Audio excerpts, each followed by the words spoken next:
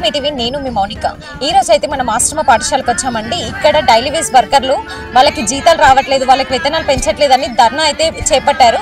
ఈ రోజు నుంచి వీళ్ళకి న్యాయం జరిగేంత వరకు ఈ ధర్నా చేపడతాం, మేము తిండి తిప్పలు లేకుండా ఈ ధర్నా కొనసాగిస్తామని అంటున్నారు.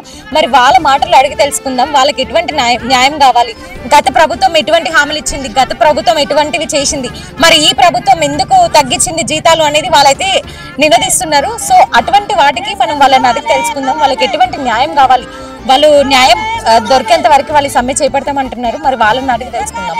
ఎస్టీ హాస్టల్లో కాలేజీ హాస్టల్లో పనిచేసే వర్కర్స్ నేను.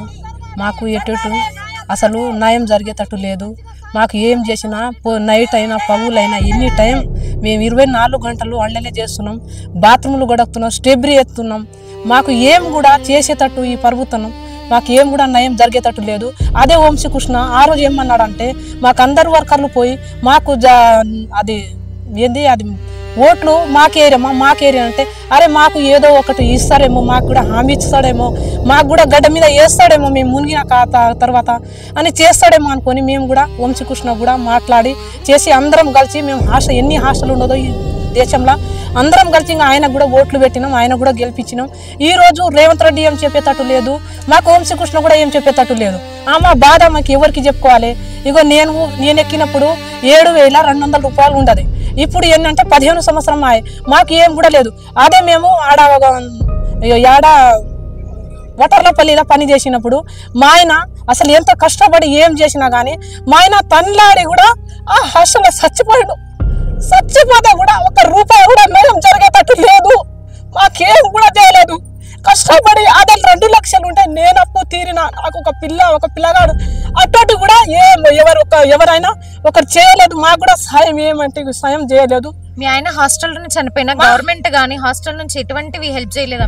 ఏం చేయలేదు మేడం, ఏం కూడా చేయలేదు. మా ఆయన హాస్టల్లోనే ఆశ్రమ పాఠశాలలో ఒటర్లపల్లిలో ఆయన చేసిరు. అదే చచ్చిపోయిన తర్వాత అందరికి ఎవరు వచ్చినా కానీ సారోళ్ళ కూడా అంటే కూడా ఏం కాదు ఇంకా తర్వాత ఇస్తాంలే అనుకుంటా ఉండి 1 రూపాయి కూడా సాయం చేసేటట్టు లేదు మేడం. మీరు హాస్టల్లో పని చేస్తున్నారు, మరి మా ఆయన అటెండర్ చేసిండు మేడం, నేను వర్కర్ చేసిన కానీ మాకు కూడా ఏం కూడా లేకుండా ఆ రోజు కూడా అట్లే బిస్తారు కప్పి అట్లనే పంపేసాడు. కానీ ఆ రోజు కూడా న్యాయం లేదు, ఈ రోజు కూడా న్యాయం లేదు. మాకు ఎట్లా ఉన్నా కానీ గవర్నమెంట్ కావాలి, మా జీతం మాకు ఎక్కువ రావాలి. నైట్ చేస్తాం అదే రెగ్యులర్ వాళ్ళకు ఏమొస్తుంది, ఒక పని కూడా చేయడు మేడం. వాళ్ళకు లక్షలు ఎత్తుకుంటారు, మేము ఎత్తుకుంటున్నామా? మాకు ఇస్తురా? ఏమి ఇస్తుర్రు? మాకు 10 నెలల జీతము 10 నెలలు, ఇప్పుడు 7 నెలల జీతాలు అసలే రావట్లేదు. మా పిల్లలకు ఎట్లా ఫీజు కట్టలేం, మేము ఎట్లా మా కిరాయి వాళ్ళు కూడా ఇంట్లోకి వెళ్ళి బయటకు దొక్కుతారు. మేము ఏం చేస్తాం? ఇస్తామమ్మా, కడుతున్నామమ్మా, ఆగమ్మా. ఫీజులు లేకుండా ఉంటే మేము తనలాడుతున్నాం. పిల్లలకు కూడా చదవాలి అంటే కూడా ఫీజులు లేకుండా ఇది చేస్తున్నాం. దానికోసం ఏమైనా చేసి నయం చేయాలి మేడం, నయం జరగాలి. మాకు ఎట్లయినా చేసి మాకు నయం జరగాలి, నేను అది కోరుతున్నా మేడం, అంతే. మరి ఇక్కడ మీరు వర్క్ చేసి మీరు ఇక్కడ చనిపోయినా మీకు గవర్నమెంట్ ఎటువంటి సహాయం అందిస్తలేదు, మరి మీ పిల్లలకి ఎటువంటి ఎడ్యుకేషన్ కానీ అట్లాంటివి ఏమైనా అందిస్తుందా? చేస్తలేరు మేడం, చేస్తలేరు. అది ఏమైనా కొంచెం మంచి బడిలో అయినా అంటే కూడా చేస్తలేరు.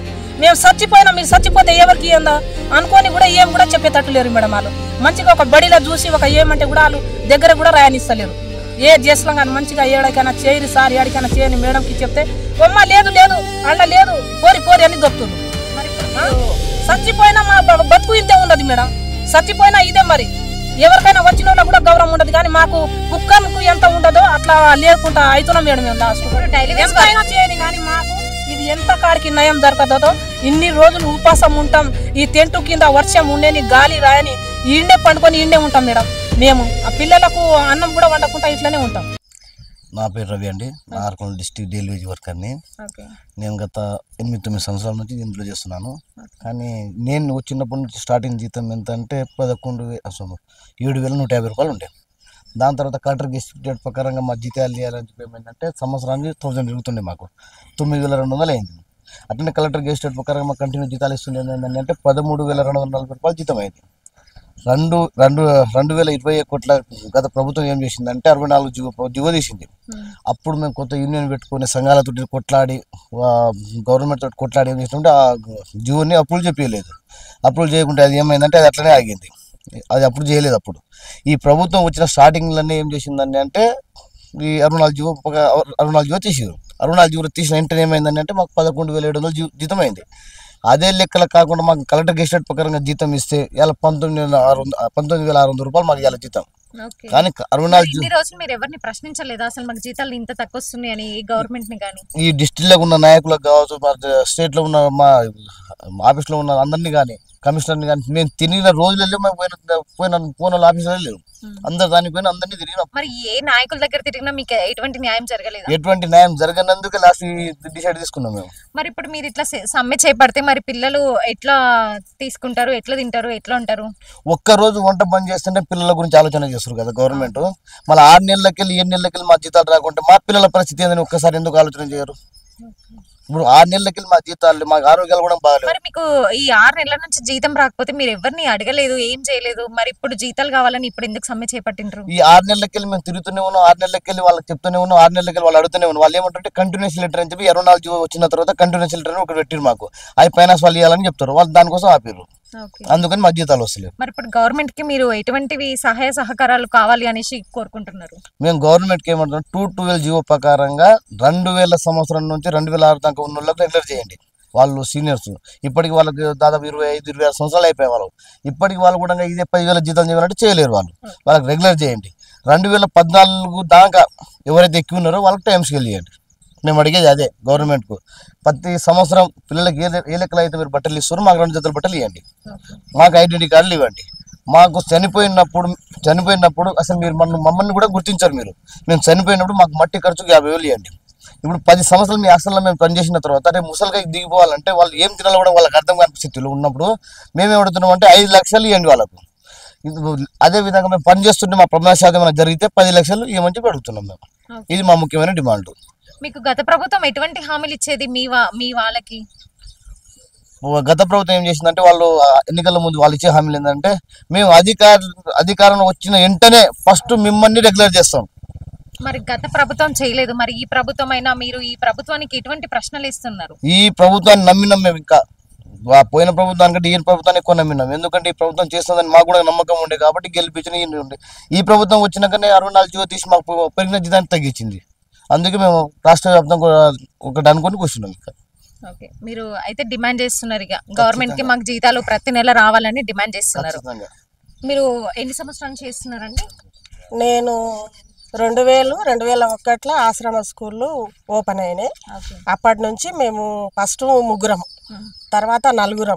తర్వాత మాకు ఫస్ట్ రోజు కూలి 30 రూపాయల దాకా కట్టించారు. 2001 నుంచి 30 రూపాయలు, తర్వాత 50 చేసారు, తర్వాత 100 చేసారు. ఇట్లా చేసుకుంటా మాకు 3,000, 4,000 నెలకు ఇచ్చుకుంటా రాంగ ప్రభుత్వం మారి 9,150 రూపాయలు ఓకే అయ్యింది. తర్వాత ఇప్పుడు కాంగ్రెస్ ప్రభుత్వం కేసీఆర్ ప్రభుత్వం ఉన్నాగా ఇంత జీతం అయితే ఎట్లా వాళ్ళకు పర్మనెంట్ చేయాలని హామీ ఇచ్చిండు. ఆయన గెలిచిన కొత్తలో హామీ ఇచ్చిండు. ఇచ్చి 13,560 రూపాయలు 80 రూపాయలు చేసిండు. మరి రెగ్యులర్ చేశారా? రెగ్యులర్ 5 ఏళ్లకే రెగ్యులర్ చేస్తామని అన్నాడు. ఎవరు కాలేదు, చెయ్యలేదు. ఆ వచ్చిన జీతం కూడా తగ్గించారు కాంగ్రెస్ ప్రభుత్వం వాళ్ళు. ఇప్పుడు రేవంత్ రెడ్డి వచ్చి 2 సంవత్సరాలు కావస్తుంది కదా, మరి ఈ ప్రభుత్వంలో మీకు జీతాలు ఎట్లున్నాయి? ఈ ప్రభుత్వం వచ్చినాకనే మాకు 11,700 చిల్లర. జీతం తగ్గింది, మీరు ఎవరిని ప్రశ్నించలేదా ఇన్ని రోజులు? ఇంకా పెంచుతారేమో అని గత కాలంలో ఆ 11,700 జీతము ఒక 75,000 మొన్న వేసిరు, రీసెంట్ గా మార్చిలో వేసిరు. మరి ఇప్పుడు ఎన్ని నెలల నుంచి జీతం రావట్లేదు? మరి 7 నెలలు ఎందుకు చేపట్టారు? 7 నెలల నుంచి జీతం రాలేదు. జీతం తగ్గింపు, మాకు పని ఎక్కువ ఉంది, టిఫిన్లు భోజనాలు ఎక్కువైనాయి, పిల్లలు ఎక్కువ అయ్యిండ్రు. మేము ఉదయం 6 గంటలకు వస్తే రాత్రి 8 గంటలకు మేము బయలుదేరాలి. ఊర్లో పొంటి పోయేటోళ్ళకి ఇంకా కష్టము. వేరే ఊరు నుంచి కూడా వస్తారు మేడం డ్యూటీకి. మేము లోకల్ వాళ్ళము 7:30, 8 గంటలకు మేము పోతున్నాం. అంత చేసినా కూడా మాకు జీతం అంటూ లేదు. జీతం లేదు, పని ఎక్కువ ఉంది, టిఫిన్లు ఎక్కువైనాయి, వర్కర్స్ కూడా తక్కువైనారు మేడం. ప్రతి టిఫిన్ చేసి పెడుతుంటారా పిల్లలకి? చేస్తాం మేడం. ఇడ్లీలు చేస్తాము, 4 గంటలకు వచ్చి ఇడ్లీలు చేస్తాము, బోండా చేస్తాము, పూరి చేస్తాము, చపాతీ చేస్తాము. ఇంత పని పెరిగినా మీకు జీతాలు పెరగలేదని మీరు ఇన్ని రోజులు మీ వాళ్ళకి ఎవరికి ప్రశ్నించలేదు? ఒక నమ్మకం మేడం. ఆ ప్రభుత్వం వచ్చి అంత చేసింది కదా, ఈ ప్రభుత్వం వచ్చింది కదా. కాంగ్రెస్ ప్రభుత్వం అంటే కష్టంలో కాపాడుకునే ప్రభుత్వం. ఇందిరమ్మ కాలం అంటే కాంగ్రెస్ ప్రభుత్వం అనగానే గరీబోళ్లను దగ్గరికి గుంజి అన్నం పెట్టే ప్రభుత్వం కాంగ్రెస్ ప్రభుత్వం. మరి ఇప్పుడు అంత కాంగ్రెస్ ప్రభుత్వం ఇంత మంచిగా హామీలు ఇచ్చింది కదా, మరి మీరు హామీలు ఇచ్చినప్పుడు మీరు ఇంకా నెరవేరుతాయని అనుకుంటున్నారు? అనుకోని ఇంతవరకు చేసుకుంటూ వచ్చినాం మేడం. పిల్లలు ఒక్కనాడు భోజనం లేదని స్కూల్కు బంద్ కాకూడదు.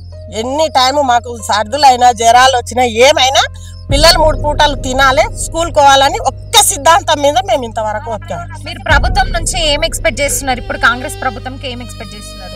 మాకు టైం స్కేల్ ఒకటి, సీనియర్ వాళ్ళకు పర్మనెంట్ కావాలనుకుంటున్నాం. డ్రెస్సులు ఇస్తామని హామీ ఇచ్చారు వాళ్ళు. వర్కర్స్కు డ్రెస్సులు ఉంటాయి కదా మేడం, అంటే డ్రెస్సులు ఇస్తామని అన్నారు. డ్రెస్సులు ఇస్తా అని ఇవ్వలేదు. ఐడెంటి కార్డు అది ఏడుకోయినా కూడా మీకు ఒక గుర్తింపు ఉండాలమ్మా అని అన్నారు, ఇస్తామని అన్నారు, ఇవ్వలేదు. వాళ్ళు హామీ ఇచ్చారు, హామీ ఇచ్చిన దాంట్లో ఏంది లేదు, ఉన్న జీతమే కట్ చేసారు మేడం. మాకు జీతం పెరగాలి, మేము పిల్లలను ఎన్ని టైం మేము డ్యూటీలు చేసుకుంటాం. మాకు న్యాయం జరగాలి. మా పిల్లలు ఎక్కువ అయ్యారు, మేము పెంచిర్రు. మేము ఇడ్లీలు చేస్తాం, 4 గంటల నుంచి దోశ చేస్తాం, బోండా చేస్తాం. మేము కానీ ప్రతి దానికి చేస్తాం, కానీ మాకు ఎవరు పట్టించుకుంటా లేరు. 3 పూటలు వంట చేస్తాం. మాకు జీతాలు తగ్గించిర్రు, పెరిగిన జీతాలు తగ్గించిర్రు. మాకు న్యాయం జరగాలి. మాకు నెల జీతం కావాలి. మాకు టేస్కేల్ మాకు పర్మనెంట్ కావాలి. మాకు టేస్కేల్ కావాలి. మాకు టేస్కేల్ కావాలి. మాకు టెన్స్కేల్ కావాలి. మాకు గవర్నమెంట్ కావాలి. మాకు ఇవ్వాలి. మాకు గవర్నమెంట్ ఖచ్చితంగా ఇవ్వాలి. మేము పని చేస్తాం. మాకు గవర్నమెంట్ కావాలి. మాకు చేయాలి. మాకు సమానం చేయాలి. ఇవ్వాలి.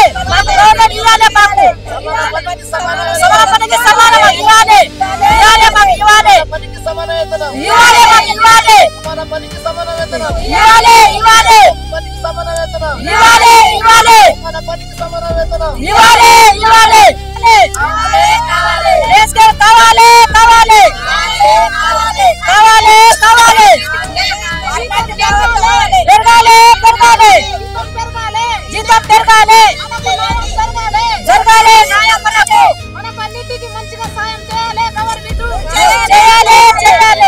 చూసారు కదా, ఇప్పుడున్న గవర్నమెంట్ అయినా వీళ్ళని పట్టించుకొని, వీళ్ళ డైలీ వేజ్ వర్కర్స్ ని పట్టించుకొని టైం స్కేల్ ఇవ్వండి, రెగ్యులర్ చేయండి అని అంటున్నారు. పైగా వాళ్ళకి ఎటువంటివి హాస్టల్లో వర్క్ చేస్తుండగా చనిపోయినా ఎటువంటివైనా వాళ్ళ పిల్లలకి ఫ్రీ ఎడ్యుకేషన్, మంచి స్కూల్స్లో ఎడ్యుకేషన్లో చదివించాలని వాళ్ళు కోరుకుంటున్నారు. వాళ్ళకి రెగ్యులర్ కావాలని అనుకుంటున్నారు. 7 నెలల నుంచి జీతం వస్తలేదు. సో మేము ఏం తినాలి, ఎట్లా బతకాలి, మా పిల్లల్ని ఎట్లా పోషించాలని అంటున్నారు. ఒక్కరోజు మేము పిల్లలకి హాస్టల్లో వండి పెట్టకపోతేనే మమ్మల్ని ఇన్ని ప్రశ్నిస్తున్నారు. మరి మేము 6-7 మంత్స్ నుంచి మేము ఎట్లా బతుకుతున్నాం, మేము మా ఫ్యామిలీని ఎట్లా పోషిస్తున్నామని వాళ్ళు ప్రశ్నిస్తున్నారు. గవర్నమెంట్ ఇప్పుడైనా వీళ్ళకి డైలీ వేజ్ వర్కర్లని పట్టించుకొని వాళ్ళకి నెలకి జీతం ఇచ్చేలాగా చూడాలని వాళ్ళు గవర్నమెంట్కి కోరుకుంటున్నారు. Thank you.